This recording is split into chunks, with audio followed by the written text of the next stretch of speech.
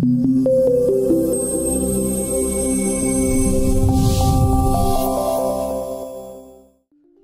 April of 2013, the Governance Lab brought together over 200 innovators from the public sector, private industry, and academia to experiment on how to improve governance using technologies that enable citizens to collaborate with each other and their institutions.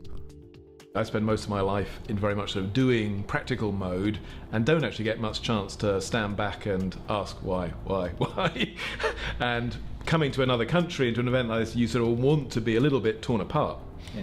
So you can then put the pieces back together again in a better way. One of the things that's been most interesting about working with GovLab is the fact that there are so many talented people who are interested in solving the very problems that we're interested in solving at the state of Kansas. I mean, I had no idea there were so many people who'd be here who can say, well, yeah, we've done something similar to that in this context, and we could easily adapt it to what Kansas wants to do. When you work in government, the only thing that you have against you is time. So for us, it's like very important to have examples, to make connections, to create methodology. And it's great to have universities that sit down and think about this in a deeper way, because we cannot do it in government. I think that early on there was a kind of a triumphalism where if we just throw big data and apps at social problems and civic problems, that they'll just go away. And there is certainly still some of that out there, but in the discussions I'm having, I'm really glad to see that people are beginning to move beyond that to the next level of detail to say, what is actually working? Creating that interdisciplinary connection from computer scientists to government people, from theoreticians or academics to practitioners, I think that's really essential for defining the right problems to solve. And there's just a ton of decentralized energy creating lots of really interesting services, so the consumer market is now moving really quickly, whereas the government market is still constrained by sort of purchasing contract law and all sorts of other issues that make it difficult to get that technology to government services. Whether it's economic systems or health systems or education systems or sustainability questions.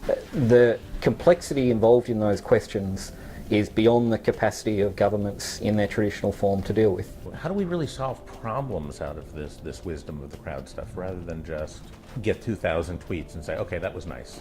A key success factor for any kind of public engagement process is that it has to be both digital and face-to-face.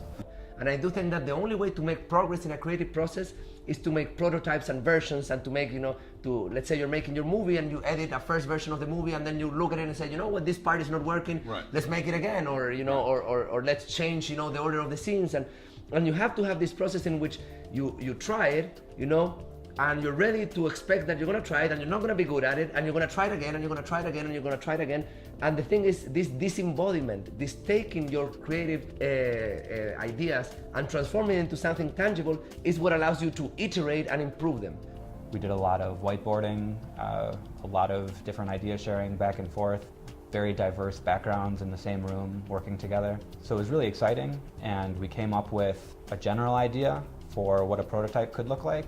And then we got to sit down in the evening and actually hash something out so that we have an artifact that we can look at and discuss further now.